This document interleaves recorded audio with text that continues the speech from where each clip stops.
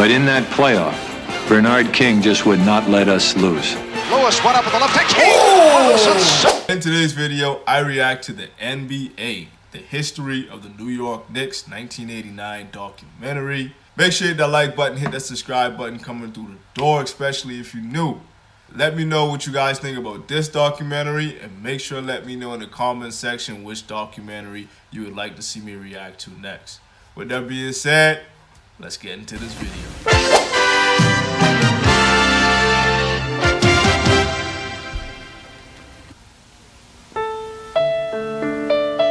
During the summers, you'd go to the Blacktop, which is a playground, and you'd always wait for better ball players to come. So when you were real young, you'd go down there very early, and you'd wait for the good high school players to come. Then you'd pick them, because you didn't play full court in those days. You played half court. The winners stay on.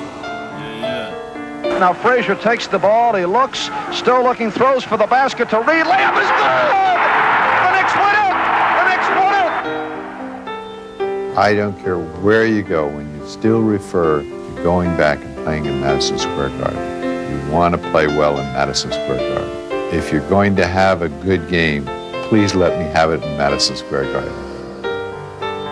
Braun gets the screen, sets, now he shoots, and it's good! And Carl Braun has set a new NBA record, 47 points. He replaces Drew Monroe, who receives a rousing standing ovation. Monroe leads with 32 points. No question about it. His best performance as a New York Knick. I know that there were nights that I stood on this floor and I thought I could conquer anything. And most of the time I did, but...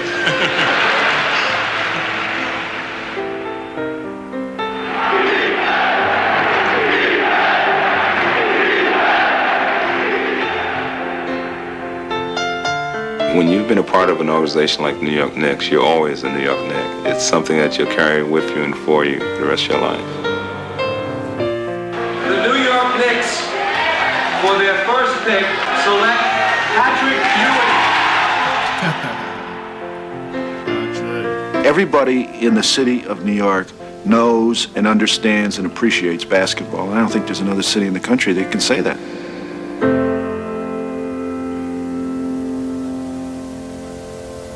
Do y'all think Patrick Ewing is the greatest Knick of all time? Or do y'all think it's Willis Reed?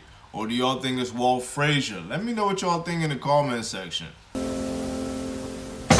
It was 1946, and Harry Truman was getting comfortable in the White House.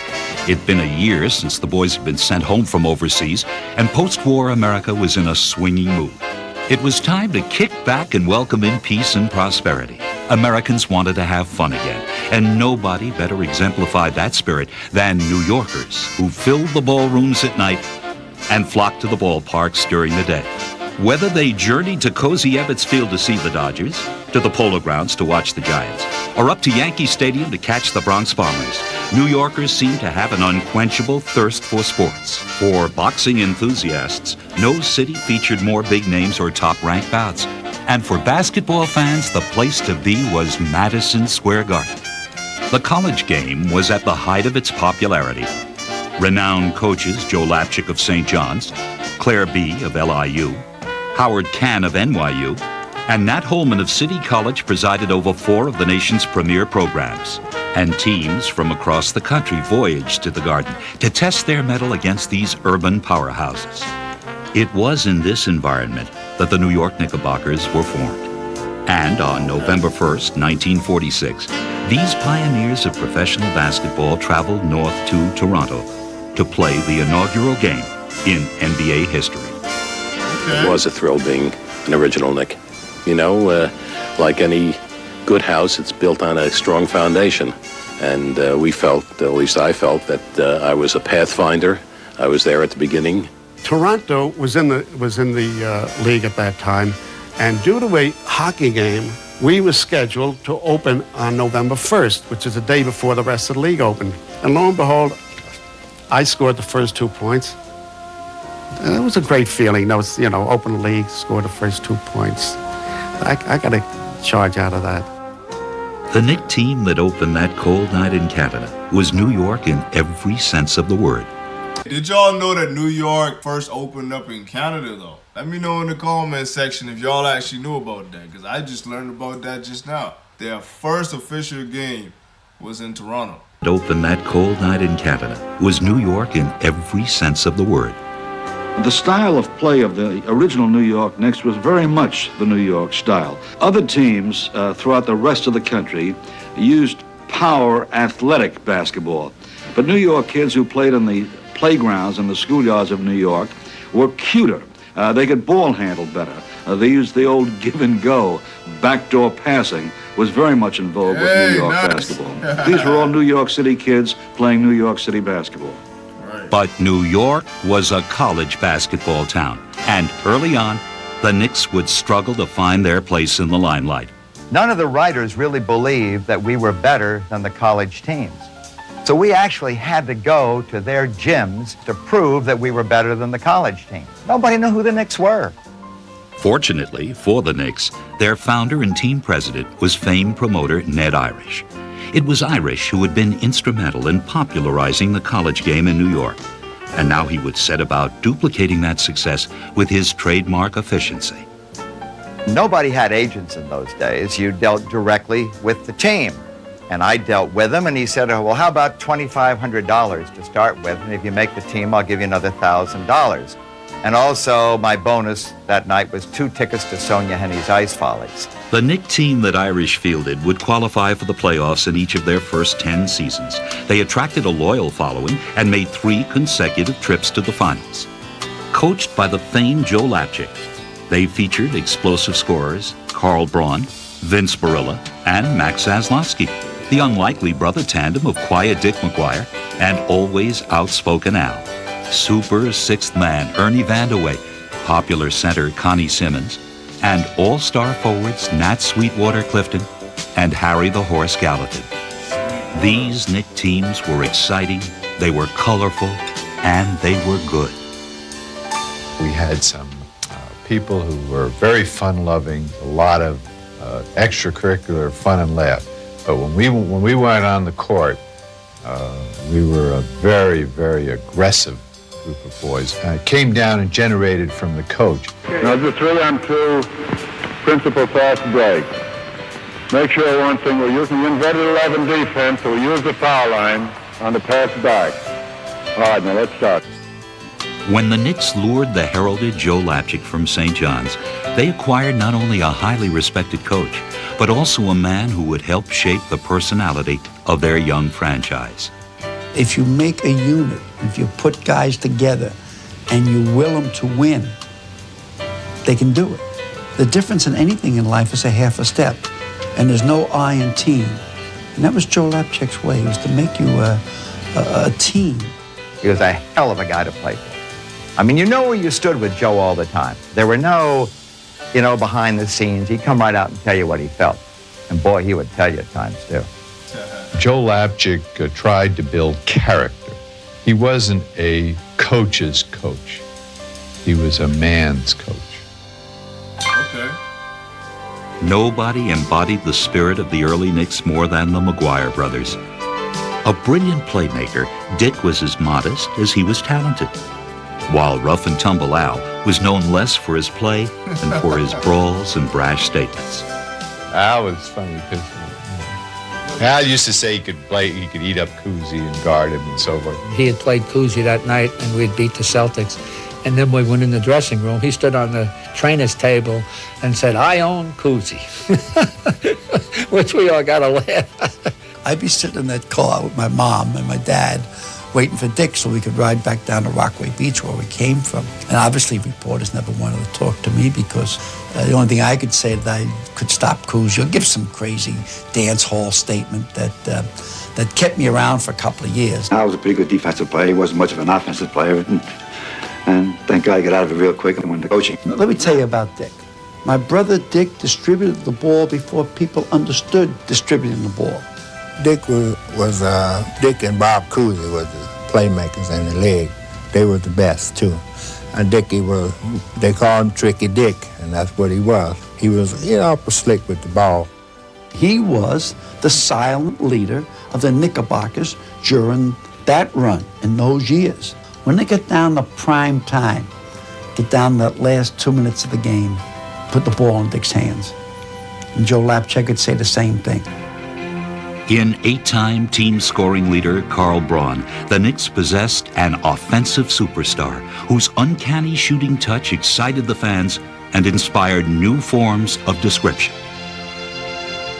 In those days, being just a bit younger than I am now, I used to work out with the New York Knicks and shoot baskets, and I'd stand alongside of Carl particularly, and when he'd shoot, he'd say swish, because he anticipated the ball would go through the hoop, and Carl was a great shooter. So I used the word swish on the air to indicate the ball going through the hoop. He shoots, swish. Two other Knicks who became closely identified with their team were Nat Sweetwater Clifton and Harry the Horse Gallatin. An Iron Man forward, Gallatin played in over 600 consecutive games. With his tireless work ethic, he was a relentless inside player. Nat Clifton was brought to the Knicks to bring firepower to their front court. A former Globetrotter, Sweetwater was as flamboyant as Gallatin was consistent. For these Knicks, the early 50s were in many ways a golden time. That's a good pass. I like to see how they used to just try things back then with basketball's inception, and just to see how their movement was back in the day and things like that. But it was something pretty impressive there where they said the guy played about 600 and something games consecutively. That's insane for today's players to hear anything like that happening. The early 50s were in many ways a golden time. Together they reached the finals for 3 consecutive seasons, and twice came within 1 game of winning the title. We lost the first year to Rochester. Just a freak we got beat. We had the ball with a few seconds to go, and we're still up a point or two, and it bounced off someone's leg and went out of bounds. We then faced Minneapolis the next year, and Minnie was good. They won the first game on a basket that Al McGuire made that they took out of the rim. For some reason, I was in there, playing the game, and I drove and put the ball up, and the ball went in. Well, neither one of the two officials saw the ball go through the hoop. They gave me 2 shots. What? And they didn't count the basket. Oh. Well, Al made one of the 2, and we lost the game by 1 point. The Knicks' 3rd straight trip to the finals resulted in another loss to Minneapolis and another what if. They cheating. There's no way the ball went through the net, and they say they didn't see the ball go in. Like, how the heck you missed that? The game is about scoring more points than the other team. The one thing everyone in the arena or stadium is going to see is the ball going in the net. Even if you're sitting behind the backboard, you're going to know if that ball went through the nets or not. That is crazy to me. But let me know what y'all think, because I can't believe that. Well, neither one of the two officials saw the ball go through the hoop. They gave me 2 shots, and they didn't count the basket. Well, Al made one of the 2, and we lost the game by 1 point. The Knicks' 3rd straight trip to the finals resulted in another loss to Minneapolis and another what if. They had the circus coming into town every year at a certain time, and we were the fast-breaking team. We had been used to running on a wide court. So every time we get in the playoffs, they would ship us down to the Armory, down there on, Lexington Avenue. And that was a small gym, and we just never didn't have any luck in that gym. And if we had stayed in the Mount Square Garden, I believe we would have won maybe a couple of those championships. Though never quite able to capture a title, these Knicks forged a permanent niche in the New York sports scene. As charismatic as they were talented, they left behind a legacy of high expectations. From 1957 to 1966, these expectations would go miserably unfulfilled as the Knicks reached the playoffs only once, finishing last in their division for 7 straight seasons. The league was changing, and the Knicks couldn't seem to keep pace. That's bad. Most of your guards are going to be 6'4", 6'5", and if they get any bigger, as I said, they're going to push us right out of the game. I'll be refereeing or coaching. One of the last holdovers from better times, Carl Braun soon took his own advice, but his tenure as coach was short-lived as he quickly joined the growing list of those unable to put an end to the Knicks' ineptitude. The hapless Knicks continued to search for answers, but the only category they managed to lead the league in was coaching changes. That's the not Knicks good. were very, very bad. And in fact, I was a ball boy for the Knicks for... We just saw Oscar Robertson hit him with the in and out cross. We got to see that. That's the 1960s style, but still very proficient. The category they managed to lead the league in was coaching changes. Oh, y'all see Oscar? He turned that. He turned him, boy. You see that? Oscar Robertson, the big O with moves. The in and out cross back in the 60s. I just like seeing how these old players used to do these moves, man. Because it shows you that there's nothing new in basketball. It's just more combinations to the game. That's all it is. You're just doing more combinations with your dribbles, but all these dribble moves have been done. So no one's really created these moves as far as today's players can say. The only way people can say that is if they just don't go back and look at the history. But we're going to look at the history. The league in was coaching changes. The Knicks were very, very bad. And in fact, I was a ball boy for the Knicks for 3 years. I used to get the idea that they would play the entire NBA schedule. This is when you had only 9 teams in the NBA. That the basis of playing the entire NBA schedule was to eliminate the Knicks. These teams were not without talent. Willie Knowles and Kenny Sears were gifted forwards. While at guard, 7-time All-Star Richie Guerin was one of the league's premier scorers. But what the Knicks lacked was painfully obvious. The search for a dominant big man became a decade-long obsession, as opposing centers routinely exploited their void in the middle. The peak of their humiliation came on March 2nd, 1962, when Will Chamberlain would pile up an astounding 100 points against them in a single game, a record drubbing that will likely never be equaled. But though the Knicks' plight often seemed hopeless, their games were happenings, and their fans loyally trekked to the Garden to be part of them.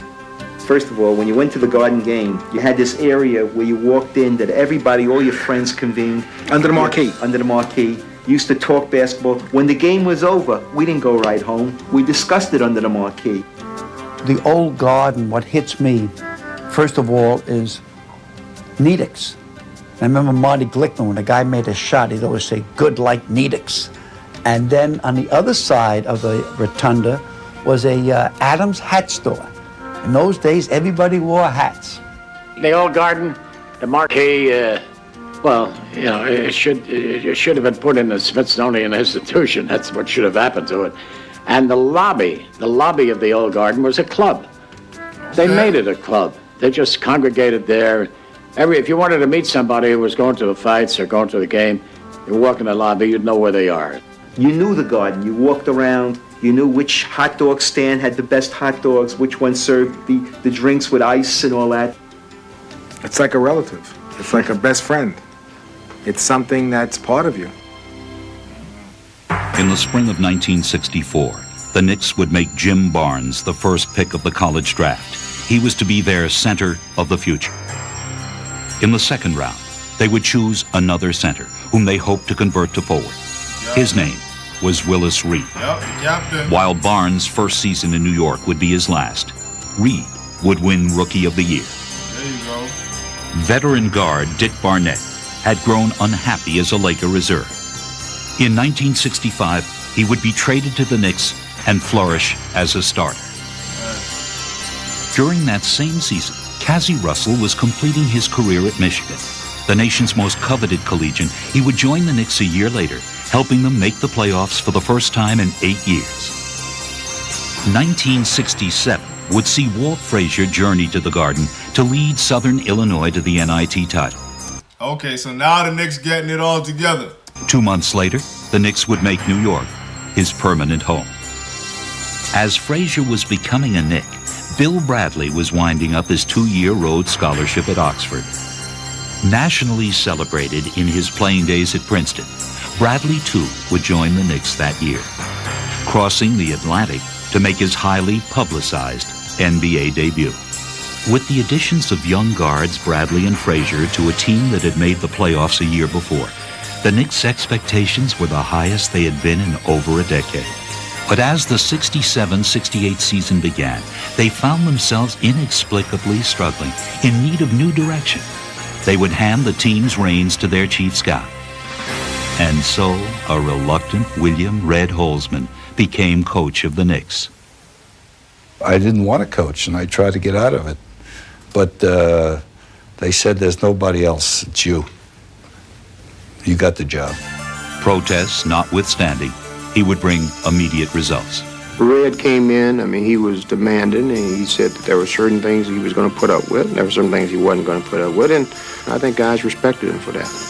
Under Holzman's stern guidance, the Knicks began to win with regularity, catching fire down the home stretch. They would qualify for the playoffs for the second straight year. And though they would lose a tough opening round series to Chamberlain's Sixers, the Knicks felt that their fortunes were once again on the rise. Opening their first full season in the new Garden on 33rd Street, the Knicks began the 68-69 campaign with high hopes. But from the outset, it was apparent that something was wrong. Bradley struggled at guard, unable to keep up with quicker opponents. Frazier was also not living up to his potential. Limited to backup duty behind veteran Howard Komives, his play was often erratic. And to add to the Knicks' problems, while Willis Reed played out of position at forward, Walt Bellamy was not getting the job done at center, making it increasingly apparent that in the pivot, two was a crowd. But with one bold move, They didn't understand the spacing then, and how they were suffocating each other down there. Bellamy was not getting the job done at center, making it increasingly apparent that in the pivot, two was a crowd. But with one bold move, GM Eddie Donovan would change everything. On December 19, 1968, he would send Walt Bellamy and Howard Komives to Detroit. In return, the Knicks received Dave DeBusschere. It was a trade that would prove to be the turning point in franchise history. It was the move that brought the ingredients together. He was a strong, rebounding forward who could shoot long, who had a great team attitude, who was a tough defensive player. He did things on the court that I don't see a lot of other players doing. Dave gave us that prototype power forward. A guy who can get in there and get the ball off the board, and a guy that works well with your center. And DeBusschere was that. He and Willis really controlled the boards. From the moment DeBusschere stepped on the court, it was as if he and Reed had played together all their lives. Like Willis, DeBusschere possessed an unquenchable fire that would inspire his teammates.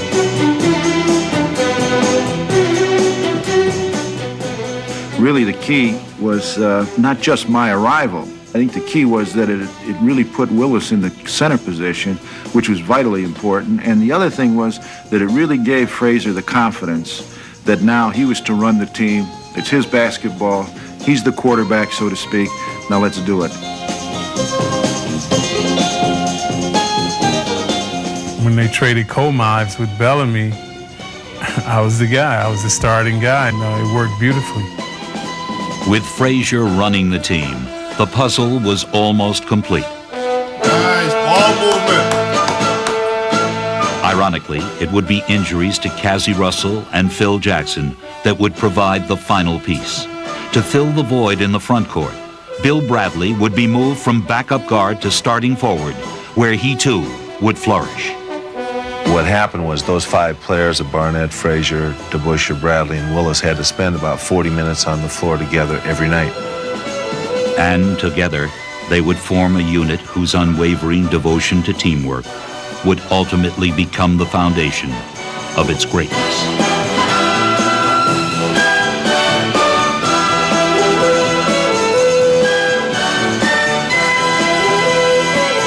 It seemed like they all had that over the head, behind the back pass back in the day too.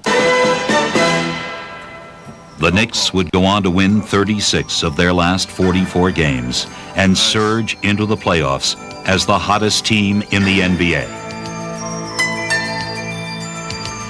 In the opening series, they would sweep the Bullets in 4 games, but in the second round, the defending champion Celtics awaited. And with them, an education in postseason survival. Boston's playoff-hardened veterans would eliminate the Knicks in 6 games. But it was a lesson that would not be wasted. The focal point of the next season happened that night in the locker room in Boston, a dreary, rainy Friday night. And DeBusschere said in the locker room, he said, "Hey, we're going to win it next year. It's ours. Nobody can keep us from doing it." For the Knicks, that moment would remain suspended in time. But while they waited for a chance to test their convictions, the world did not stand still. On July 20th, 1969, Neil Armstrong would take his giant step for mankind. A month later, a crowd of over 500,000 would descend on Woodstock, New York, to be part of music history. And for New York sports fans, almost equally amazing was the incredible transformation of the Cinderella Jets into Super Bowl champions and the downtrodden Mets into World Series heroes. If ever the scene was set for the Knicks, it was now. And an expectant New York looked to Madison Square Garden for the celebration to continue. They would not be disappointed. The summer of waiting was over, and the Knicks charged into the 69-70 season. This would not be a year of finding their stride. The Knicks were at full speed from the opening tip-off, steamrolling their opposition. They mounted an early season win streak that would become a dramatic assault on the NBA record books. There's an attitude change once you're on a team that wins, and a team that wins and knows how to win. That winning attitude would prevail for 17 consecutive games, but it would be in the pursuit of a record 18th straight victory that the Knicks would push it to the limit as they trailed Cincinnati by 3 with seconds remaining. 5 to 102. They called timeout. I just said, well, the only way we're going to win this thing is if you take a chance. And it's intercepted. There you go. Put in by Dave DeBusschere. 105 to 104. 10 seconds to go. So Dave DeBusschere is really like the savior for the New York Knicks. It wasn't until he came about on the team that they pretty much took off. But that's how important pieces really are to your team. Walt Bellamy was a really good player from my understanding. But like they said, he couldn't work well with Willis Reed. And I was thinking that's an easy fix with communication. But it's clear that looked like that just wasn't going to work out. It's almost like you having two main dogs, trying to eat off the same bowl. So when you get Dave DeBusschere that came in there, like he had skills and assets to him that worked a lot more than just that physical power presence that Walt Bellamy may have brought to the game to him. Whereas Dave DeBusschere kind of embodied a bit of everything, can kind of just be like that actual power forward that's rightfully placed in that position. But let me know what y'all think, though. That's how I see this. 105 to 104. 10 seconds to go. Intercepted by Frazier. Frazier shoots. The follow. There's a whistle on the play as Frazier went up with 2 seconds to go. They called timeout to try to ice me. So when we go over to our bench, no one is saying anything to me. It's like, oh, these two are in the basket, And then when the buzzer sounds, the red goes, okay, Clyde, get them in now. Knicks trail, 2 seconds to go. They trail by 1 point. It's time. Fans, if this is pulled out, it will be one of the miracles of basketball. The Knicks comeback. Hold on. Cincinnati will call timeout probably to get the ball in midcourt. He makes it. The Knicks go in front.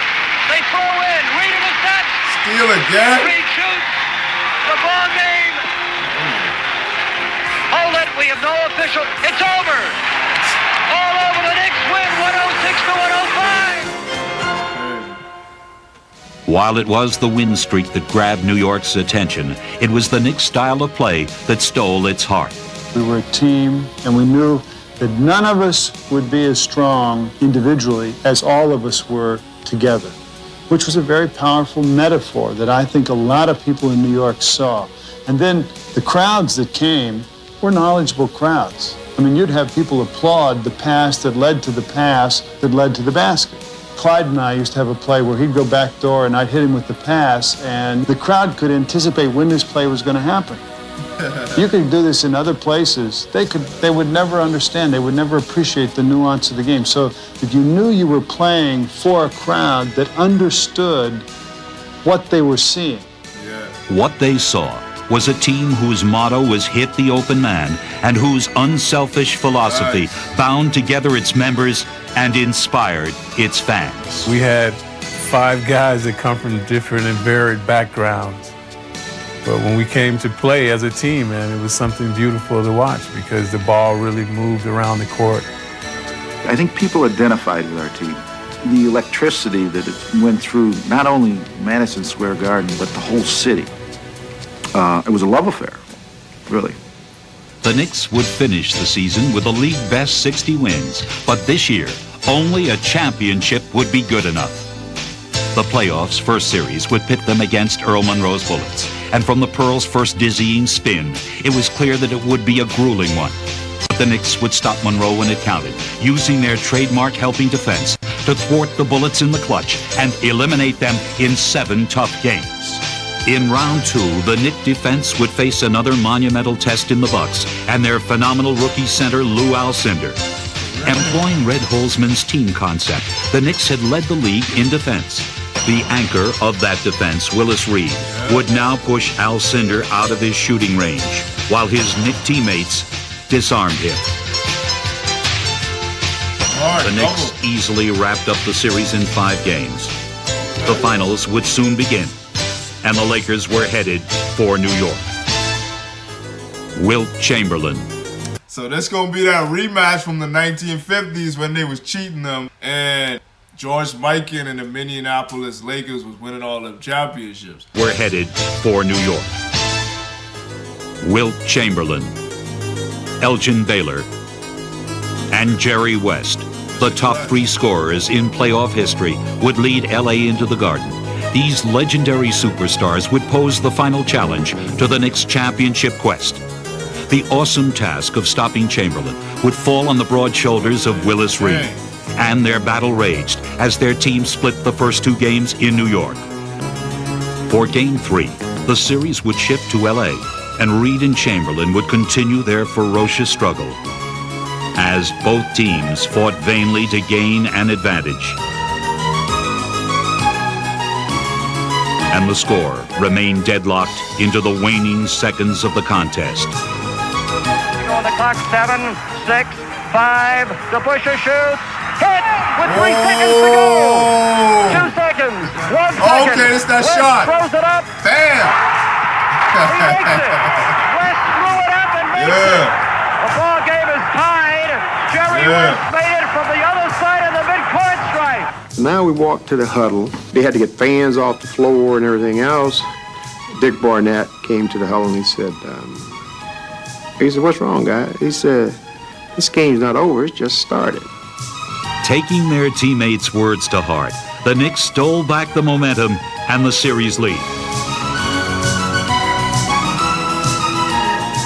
But the Lakers would take Game 4 in overtime. And in the crucial 5th game, they would jump out to an early 10-point lead that would suddenly seem insurmountable. Top of the key to Reedy's triple team falls down. We got a whistle on the play, and Willis is hurt. With Willis falling, so all of our hopes fell. I mean, it was a crushing blow. Willis very slow to get up. I was thinking, well, there goes the championship. Willis was the backbone of the team, and without him, I didn't see any way that we could contain Chamberlain. Their captain had fallen. But above all else, these Knicks prided themselves on being a team. Now, they would have to prove it. Here we lost our captain, but we still believed we could win. We just had to figure out the way to win. The Knicks would swarm Chamberlain, frustrating him as they hounded his every move. As the frenzied Knicks smothered the Lakers, chants of defense began to echo from the Garden's rafters.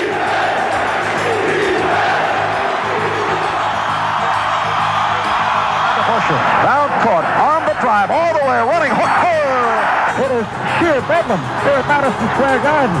Throughout the entire game, they never let up. and the crescendo became higher and higher and higher. Loses to Frazier. Swept up in a hurricane of emotion, the impassioned Knicks stormed past the stunned Lakers. Right top of the key. Cross court bottom from 20. He jumps. Yes! And the Knicks trail by one. Cassie drives left. Picked up by Chamberlain in the corner. Outside Bradley. One-hander from 20. Yes! We're tied at 87. Stallworth. He sets. Now drives on Chamberlain. Past the basket. Back in. It's good! This must go down as one of the great games in the history of the New York Knicks. But when the euphoria faded, the Knicks were left with the sobering reality of facing the Lakers without Willis. And with the Garden's divine inspiration 3,000 miles away, Game 5's magic quickly became a distant memory as Chamberlain shredded the Knicks for 45 points, sending them back to New York for the deciding seventh game in desperate need of another miracle. But I would like to know, why didn't Will Chamberlain dominate the New York Knicks after Willis Reed went down? That's supposed to be a game the Lakers supposed to run off with. Especially when you got Jerry West, Mr. Clutch, you got Elgin Baylor, and Will Chamberlain. And all three of them they said was the playoff leading scorers. There's no way the Knicks supposed to win that game. The deciding seventh game in desperate need of another miracle. In the locker room, no one knew if Willis Reed would play or not. He was in the training room. The door was closed. Guys are getting dressed, saying, "Is Willis going? Is he not going?" He wanted to take a shot of cortisone, and he took the shot of cortisone, and Red said, "Well, if you're going to play, we got to get out there because it was game time." Busher came by and he said, "Big fella, if you give us 20 minutes tonight, so we're going to win it." He said, "That's all we need from him." He said, "We're going to win this game tonight." And I remember Willis saying, "I'll do anything I can to get out there." And at that point, he still didn't know if he could play. He was really hurting. And of course, when we took the floor, the fans, everybody, the Lakers, were warming up, and the fans, everybody's watching that runway. The big question is, will Willis Reed play tonight? There is tremendous doubt right now. I always remember one thing, that eventually, somewhere during my lifetime, that I will not be a basketball player 20 years down the road, 25 years down the road, that I would have to sit, I'd be sitting somewhere in some lake fishing, and I would have to say to myself, boy, I wished I had played that night. Honestly, that's the way how I feel about today's players, and I truly think if they would think like this, they would not take the opportunity they have today for granted. Because one day you're not going to be able to play, and a lot of these guys going to wish they still was playing when they have to return back to just be regular people in society or in life. Myself, boy, I wished I had played that night. I wasn't going to let that happen because that was my moment. Here comes Willis, and the crowd is going wild. Willis passes the scorer's table. He takes the basketball. The Lakers have stopped, and they're just watching Willis go through his warm-ups. Oh, that's over with then. If the Lakers did that, it's all over. It's all over. He like the boogeyman out there to them. And at that moment, I looked down at the Lakers, and they all stopped shooting. And as the roar got deafening, I remember looking at West, and looking at Chamberlain, I looked at Baylor, and they all, just like their faces dropped. And at that moment, I felt, they want it. They're defeated. In my mind, they were defeated then. That's crazy. Somewhere, somehow, that just tells me the Lakers ain't got that dog in them. Because when he came out that tunnel and that crowd started acting crazy, that's when you just supposed to put on your cape now for real and be like, all right, it's on for real now. This dude think he about to come over here and mess and stop the show, and we at this game 7. Now bump all that. We about to work that broken leg he got tonight. But the whole team did that. No one was like, hey, listen guys, let's get this thing going. We come to complete this, and if he out there or not, too bad. Because we got a championship to win tonight. The mere fact that no one did that, man, that tell me they was soft somewhere in there, man. I can't even front. And I grew up a Lakers fan. But stuff like this, seeing this, nah, that ain't gonna work. They're defeated. In my mind, they were defeated then. Here's Here's the tap, controlled by the Lakers. Erickson cross court to Garrett. Garrett along the left sideline. In the corner it goes to Baylor. Moves left side of the circle. Top of the key, off the screen. Jump short. Rebounded by Bradley. New York ball down court to Frazier. Got it by West. Left side of the lane. Outside Reed. Jumps from 20. Net to Reed on the forecourt. Right side from 20. Jumps. Yes. Willis has hit on his first two. He hits his first 2 shots. And that tells us all we can do this. And we did. Willis would not score again. But he had rallied his teammates, and they would not let their valiant captain down.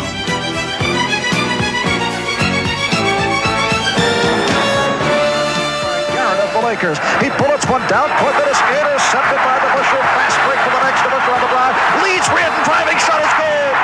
Incredible defense by the Knicks. West across the midcourt, loses to Frazier. Drives ahead of him. With Frazier playing at his clutch best, the Knicks never looked back as they romped to the first world championship in franchise history. Center court, Frazier as the crowd on its feet roaring. Frazier, top of the key, outside the Busher, in the corner Frazier. He drives to Barnett for a jump. Yes! The Knicks are hugging each other on the bench. Confetti from the mezzanine area here at Madison Square Garden. That is it. The New York Knickerbockers have won the 1969-70 World Championship of Basketball. The New York Knicks are the world champions in a devastating rout. There are no grays. It's clear. You're the best. And for 24 to 48 hours, those chills going up and down your spine turn into a permanent grin, so much so that your face aches. And truly, again, our congratulations. You've offered, I think, the best that the human spirit can offer. The Knicks were triumphant heroes, and an adoring New York hungered to know more about them. What they found was a unique group of individuals whose incredible diversity made their unity all the more compelling. The press started to focus on Walt Frazier and how I like to go out, then with the Rolls Royce and the girls, so it became synonymous with the Clyde image. Nicknamed for gangster Clyde Barrow of Bonnie and Clyde, Frazier's public image grew out of his larceny on the court and his glamorous lifestyle off it. It was a persona he would revel in. It was very exciting. I mean, to be in the greatest city in the world, and no matter where I went, people knew me. If I went downtown, uptown, east side, west side, you know, that was a tremendous and a special time for me, being a New York Knick during that era. While Frazier basked in the limelight, Bill Bradley reluctantly tolerated its glare. Bill Bradley is a basketball player. He made his professional debut here in Madison Square Garden Saturday night. Sports writers call him Captain Everything and write that someday he may become President of the United States. From his first day as a Knick, Bradley was treated as a celebrity. It was a role that did not fit comfortably with his selfless ideals. Tell me, do you have any goals that you set for yourself as a professional basketball player, Bill? Well, the only goal I've set is to be a contributing member of the team. I know when he came to the team, all he wanted to do was to play basketball, be himself, and live his life the way he wanted to. Though Frazier and Bradley were the most publicized Knicks, DeBusschere and Reed were equally well known. They were players who wore their emotions on their sleeves. One was the staunch blue-collar worker, the other, the indomitable captain. But ironically, the personality least known to the public belonged to the Knick who was most visible in the locker room. I was not a comedian, and Bill was not a comedian, and Willis wasn't, and Frazier was very quiet, so Barnett was sort of the guy that just took the edge off a lot of things. I saw the locker room as a place where tensions were lessened and people would talk to each other and joke with each other. But what I did in the locker room stayed in the locker room. The way people are conducting themselves, the way they talk about their teammates, the way they talk about victory or defeat, all of those things are potentially divisive to a team. But with our team, they weren't. And if anything, we weren't aware of it at the time, they were unifying. The Knicks' delicate chemistry was one of the keys to their success, but that fine balance would soon have to be altered. In 1971, their bid to repeat as champions was cut short by the Bullets in the conference finals. Willis had been hobbled by injuries throughout the series, and the Knicks, no longer a young team, suffered from a lack of depth. Changes would have to be made. To back up Willis, Jerry Lucas was acquired in exchange for Cassie Russell. And in one of the franchise's most dramatic moves, basketball's greatest one-on-one performer, Earl the Pearl Monroe, was brought to New York. On paper, the Knicks had solved their problems, but the question remained whether their team harmony would survive. The New York press was saying that there was no way the two of us could play in the same backcourt. We would need two basketballs. But the problems that the media predicted never materialized. I just changed my style to try and fit in with the guys, to let them know that I wasn't coming in and taking anybody's stardom or anything, that I wanted to be a part of the team. With Monroe and Lucas both eagerly adopting the team's unselfish ideal, the Knicks made it back to the finals. With Willis hurt again, they would lose to the Lakers, but they had proven that their special chemistry was still intact. And as the 72-73 season began, the feeling of storybook magic was once again in the air. On November 18, 1972, the Bucks would become early believers, leading 86-78 with under 6 minutes remaining. They felt that victory was assured, but their 86th point would be their last, and no one was leaving the Garden early. Frazier moves to the baseline. He turns the fadeaway. It's short. Rebound. Jabbar. No good. Rebound to Busher. 2-yard ball. Ahead it goes to Bradley. A 3-on-2 to Monroe. Baseline jump. Yes. Okay. 86-77. And suddenly it's become a ball game. He moves to the corner. He stops. Fadeaway. Yes. 86-78. Things have turned. Hands to Monroe. Monroe drilling right. Gives to the Busher. Long jump. Yes. 25-footer on the Busher. Pick him up. Bradley. Fast break. Gives to Monroe on the right. He pulls up. Here's the jump. Yes. 86-83. Side is on the line. He can book. Yo, that's crazy, man. So Kareem Abdul-Jabbar and them ain't scored 1 point? They get ran down like that? Bro, that's insane. Jump, yes! 86-83. Side is on the line. He can move it within one. It is now to one. So Allen will go to the line. He is a very good foul shooter, 91%. The first upper. He missed a clutch free throw. Now the second. It is up. No good. Rebound Reed. Cuts to the foul line. Fakes. Hands to Monroe. Side jump. Yes. The next free throw run. Fires for the basket to Jabbar. He turns. It's short. And the Knicks have stolen the ball game. You got a feeling at that time that, well, we're destined to do it again or something. When we won those 19, when we ran off those 19 straight points, you really felt that you couldn't be stopped. The 73 Knicks would find new ways to win. They would rely more on their bench, as Dean Meminger created turnovers and sparked their running game. Phil Jackson used his long arms to create havoc on defense. And the versatile Jerry Lucas provided long-range shooting and heady play in the pivot. And as Frazier and Monroe meshed at guard, they dominated opposing backcourts. Though he had toned down his one-on-one show, the Pearl had lost none of his luster. There's never been two players together that were that good in the same backcourt as those two guys. They were the best ever. With the new players all contributing, the Knick veterans were rested and ready for the playoffs. Willis was finally healthy, and the aging Knicks knew that this title run could be their last. The Pearl began the Knicks' playoff march in style, leading them past the Bullets in 5 games. But the conference finals would prove to be a more difficult obstacle, and the Knicks would need heroic efforts from everyone if they were to get by the favored Celtics. I was the kind of player that would challenge for the ball all the time. I was a person that didn't play defense defensively. Played tight by Jackson. Cross court White. White has the ball stolen by... So Phil Jackson was a gambler out there on the court then. Defensively. Played tight by Jackson. Cross court White. White has the ball stolen by Jackson. In Game 4, Phil Jackson's hustle helped the Knicks pull out a pivotal double overtime victory and take a commanding series lead. You must understand, we were up 3-1 against Boston. And they were able to pull out Games 5 and Game 6. No one had ever beaten Boston in the 7th game in the Boston Garden. It was a piece of Celtic history that the Knicks would now rewrite.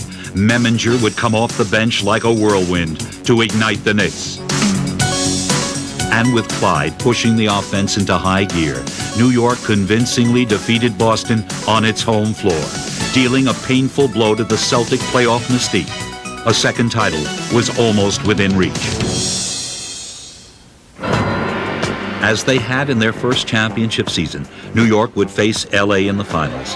But this year's confrontation would have none of the drama of the initial one, as the Knicks would crush the Lakers in 5 games. This series would be a celebration of recaptured glory. Yo, I swear the Lakers is one team that go to the finals a lot, and they've been getting beat a lot, man. Dang.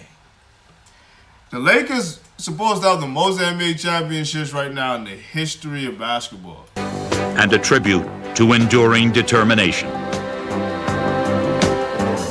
For Monroe and Lucas, this was the championship that had eluded them throughout their careers. While for the veterans of the 1970 team, it was the title that would assure their rightful place in history. Steadfastly holding to their team philosophy, they had preserved their unique chemistry and left an indelible mark on their era. The New York Knicks have defeated the Los Angeles Lakers by the score of 102-93, and they race off the court here at the Forum in Los Angeles with the 1973 World Championship. I think the second victory etched in our minds, at least mine, that, we were a team for a period. We weren't a flash in the pan. And here you had a bunch of guys from all diverse backgrounds come together and to form this unit that will be remembered forever. I thought that team should be remembered for those 3-4 years, 5 years, is whatever. It's probably the smartest basketball team ever assembled.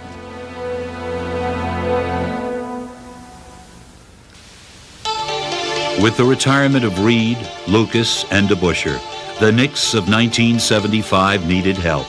They looked to big-name superstar Spencer Haywood to provide it, but he was no savior. 2-time scoring champion Bob McAdoo was the next marquee player to be imported. But the Knicks' problems were multiplying, and McAdoo was not the solution. Nor was free agent center Marvin Webster, yet another high-priced disappointment. They felt as though they could always just buy what they needed, and we didn't draft the type of players that we needed to continue on with the tradition. When the Knicks finally did try to build through the draft, they found temporary success with the young guard tandem of Ray Williams and Michael Ray Richardson, who led them to a 50-win season in 1981. But the Knicks' newfound success was not to last. Ray and Sugar Ray were erratic talents, and both were dispatched in off-season deals, leaving the Knicks at the drawing board once again. We think that our philosophy of playing might be a little bit different than the majority of the folks, but I think that it is a proven philosophy. By hiring Hubie Brown as coach, the Knicks would now usher in a whole new regime. We're not jogging, okay? We're playing. Now let's see the quickness. But at first, this new regime brought familiar results, as the 1982 Knicks began the season with 7 straight losses. We had 8 new players, and it was going to be a difficult job to turn it around. Now that team got off to a very rocky start. We lost a ton of close games. Oh, he hit it! 3 seconds. Knicks don't have a timeout. And Atlanta's going to win the game. That's incredible. That was disappointing. You know, it was a lot of pressure on everyone, but I think that Hubie did a good job of keeping the guys together. And we had some personalities on the team, Paul Westphal and Truck Robinson. And these were guys that were veterans, and, you know, they weren't the sort of guys that were going to lay down. The Knicks staunchly held to their plan. On offense, they would get the ball to forward Bernard King and find center Bill Cartwright in the low post. And on defense, they would press. Pressure helped that. Ambushing unsuspecting opponents, the Knicks unleashed a 10-man swarm, deploying the tenacious second unit to wear down their prey. Now the Knicks team. We started to gel, started to learn the system and learn one another. And I believe in the second half of the season, we ended up having the second best record in the league next to the Lakers that year. Now, narrow losses were replaced by dramatic victories. Bernard going with a long jump shot. What a shot by King! 2 seconds to go. In the spiral. 2 seconds. 1 second. Hey, Leonard! Hey, Leonard! We were able to end the season in a roar. Win our first 2 games in the first round. We defeated New Jersey. And then in the second round, we ran into the famous Philadelphia team, fo. The powerful Sixers would go on to be world champions, but the Knicks had proven to themselves that they could play with anyone. We had come somewhere. We made the playoffs. We made strides. We ended the season on a real positive note, and things were very promising for the upcoming season. The Knicks had good reason to be optimistic. Now comfortable with Hubie's system, they were prepared to take their play to the next level. And a fiercely determined Bernard King was ready to lead the way. You know, I was named captain that year. That was really something. It really is. You know, I cried about that because here was a young kid that grew up in Brooklyn, New York. You know, he made it to play for the New York Knickerbockers. Now here he's named captain of the ball club. And that meant I had to take on added responsibility. It was a challenge that he would rise to, unleashing an offensive attack that was as lethal as it was efficient. He did very, very few things with pizzazz, with fanciness, with a lot of splash. He was like a swooping bird on the fast break. He had that incredible capacity to end the break with a quick dunk, and you would blink because you didn't even see it happen. His release on his post-up were one of the quickest releases ever in the history of the NBA. His spin moves, he had such a repertoire. To me, Bernard King was the most exciting, explosive weapon in the history of the Knicks. And in the span of 48 hours on a Texas road trip, King would make history. 5 seconds. Here's Bernard looking for 50. He's got it. With San Antonio, Bernard scores 50. Next night we go to Dallas. And you figure, well, what else can he do to top this? Give it to King, the screaming. They said, give it to B. All right, here it is. Bernard looking for 50, and he's got it. Back-to-back 50-point games for Bernard King. He was a guy that took up on the leadership during that time. He took all the pressure and put it on himself, and he carried the basketball team. King would carry the Knicks to the playoffs, but as Game 1 began in Detroit, the Knicks were in danger of being quickly overwhelmed by the favored Pistons. Things were out of sync, and we didn't have the team rhythm that was necessary. It wasn't getting the proper rotations on defense. And then, you know, something interesting happened. In the second half, we started chipping away, and we found ourselves in a game, so to speak.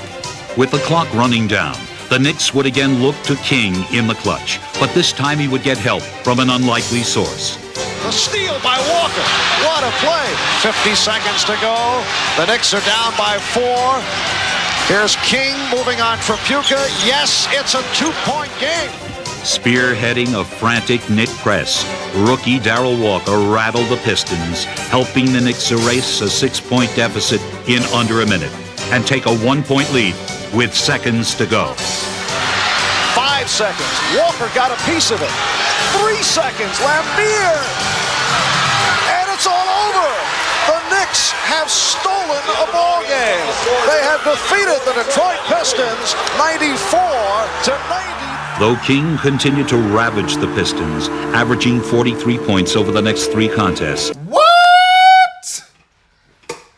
Ain't no way Bernard King was doing that. 43 on Detroit back in the day. That's crazy work. I see why they really respect Bernard King, though. I see why. Because we hear people talk about Michael Jordan averaging 40-something on the Miami Heat.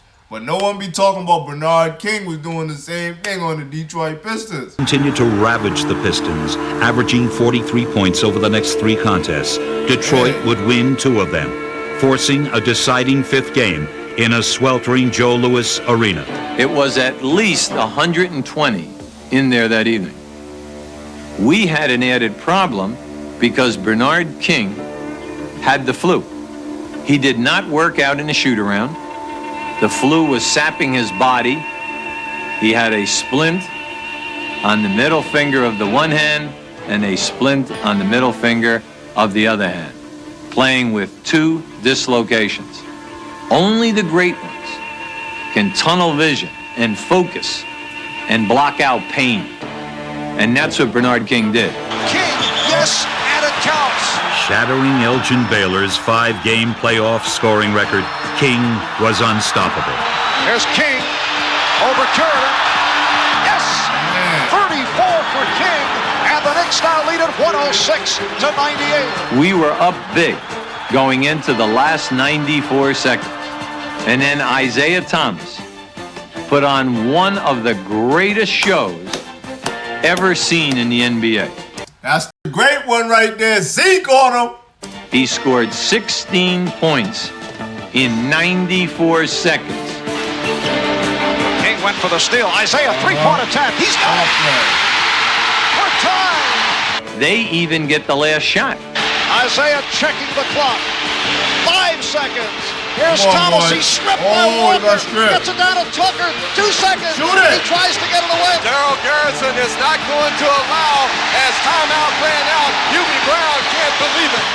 But Knick protests would go in vain, and having squandered their lead and their momentum, they would stagger into overtime. But in that playoff, Bernard King just would not let us lose. Lewis went up with the left hand. King. Oh, a sensational rebound. Yes, That could have been the backbreaker right there. Had to be about 7 or 8 guys that was in the lane boxing out, jockeying for position, and out of nowhere, it was like Superman just came above the crowd, and he slammed dunk back in. I knew right then we were on our way. The Knicks had done it. Against the odds, they had battled their way out of Detroit. But they would have little time to celebrate their victory, as they quickly found themselves headed for another enemy stronghold, where the Celtics, owners of the league's best record, menacingly awaited. Boston wasted little time in pouncing on the weary Knicks, easily taking the first 2 contests. They frustrated Bernard King and then taunted him, vowing that he had seen his last 40-point performance and sending the Knicks home to ponder the humiliation of a Celtic sweep. When we flew back, we went to our training facility at Uppsala University. We never touched the ball that day. The meeting was an hour, 15 minutes, an hour and 30 minutes. We went into the hearts of people. Puts it up with the left hand. Oh, and McHale is just hammered by Grenfell. Kevin McHale, I went right for him. I grabbed him, put him in a bear hug, and that was it for him. Ernie and I kid about that today. But that was like the injection that we needed. New York would no longer be pushed around. Home at the Garden, the Knicks were backing down from no one. Okay. You know, when you got 20,000, 18,000 people in Madison Square Garden, and you know they hate the Celtics screaming their lungs out, it makes a difference. The Celtics had embarrassed them, and now the Knicks would exact vengeance in full measure. Love it. Hey.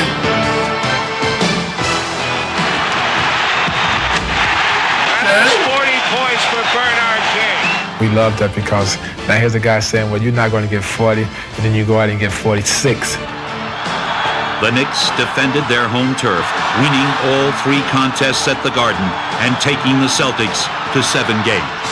Okay, well, I got to say this right now. Then that's the same thing like what Boston did against L.A. in that 84 finals when The Lakers was up in the series, and Larry Bird called them, I don't know if I can say that word on here, but basically soft. Is what he did. And they came out the next game, and that's when they clotheslined Kurt Rambis and stuff like that, and that turned the series around. So that's the same thing that happened here. That helped turn this series around. 3 contests at the Garden and taking the Celtics to 7 games.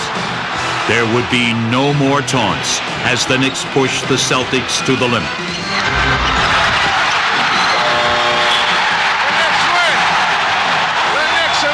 For the first time in years, the future looked as bright as the past. No one played the Celtics as tough as we did in that 7-game series. They went on to win the championship. We thought we were close. But the team that would take the floor as the next season began would not be the one that had inspired these dreams of a title. With Cartwright, Robinson, and Webster all lost to season-ending injuries, the Knicks' once bright future had taken a nightmarish turn.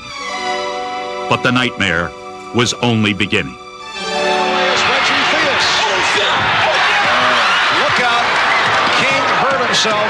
Going up in the air, I knew that I totally destroyed my knee. I knew that going up in the air. I knew that the injury that I suffered probably was career-ending. As Bernard King was carried from the court, the last of the Knicks' fading hopes died painfully before their eyes. It was a very difficult time in New York over the next 2 seasons because these guys never came back. The Knicks would now enter another select membership, one comprised of the league's most prolific losers. This group would not vie for a championship, but rather for the #1 pick in the college draft. The second pick in the 1985 NBA draft goes to the Indiana Pacers. Basketball is back in New York. Hey, y'all think that this NBA draft was rigged? Let me know in the comment section. We all know about the conspiracy theories and the truth behind this. So let me know your thoughts in the comment section. Basketball is back in New York City, my friend. Charged with the responsibility of bringing it back was the Knicks lottery prize, franchise center Patrick Ewing.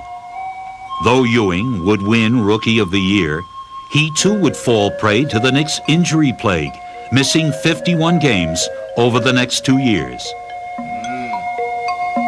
And as the losses continued to mount, New York fans could only wonder whether championship basketball would ever be more than a fond memory. For the 18th pick in the 1987 NBA draft, the New York Knickerbockers select Mark Jackson. Okay, Mark. It was like we just clicked, clicked together from day one. Jackson gives it up. Ewing. Jackson with the step for Ewing. Jackson keeping it alive. With Jackson and a now healthy Ewing leading the way, the Knicks began a dramatic resurgence under new coach Rick Pitino. See the rotation and make sure you trap big. And when you step out 5 men, trap low. As the Knicks championship teams had, these young Knicks would also pride themselves on tenacious team defense. A steal by Ewing. But they would play it at a very different pace, and with their own distinct style. They would bring winning basketball back to the Garden. It's stolen by Mark Jackson for Ewing. Nice. New York would once again feel the excitement of crucial games. Stepanovic on the move. And it's all over. The Knicks make it to the playoffs for the first time since the 1983-84 season. And they have done it in dramatic fashion. I thought it was a great satisfaction for our team because it was a young team and it was something for them to hang their hat on. This was something that they did. And then it carried on over to the second year. Good evening, everybody. Welcome to Madison Square Garden, the world's most famous arena. As they had in the early 70s, these words would become a rallying cry for the Knicks and an ominous warning for visiting opponents as this team began to make its own bid for a place in Knick history. Oakley rebounds. A minute and a half to go. First quarter. Beautiful outlet. And alley-oops from Wilkins.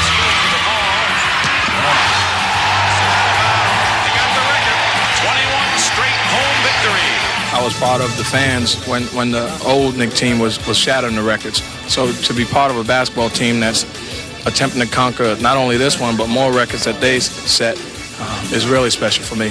Every once in a while, it's the first time I did it since the early 70s, I would take the headset off during ovations to try and measure the crowd for my own standards, and it was right there. It was the same as early 70s, and I start to think, hey, maybe something is happening here. Down to three, Jackson from three, yes! Mark Jackson! They are aware that the people in this town are hungry, that they want another championship season. We feel we're on the right track, and we feel we're going to have a good shot at the ring. Jackson getting in, and The only way that myself or anybody else would get their number retired in the Garden is by winning a championship. And I definitely want to win, if not one, a couple of championships.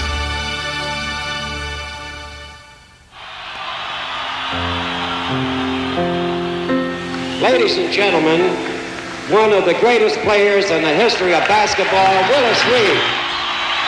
It is indeed a pleasure to be the first to be numbered to be retired, but I'm sure that there will be other numbers along with me up there one day to be retired, because I think I would be very lonely with number 19 hanging on there by itself. I am very, very proud. I am very honored. And besides that, I'm overwhelmed.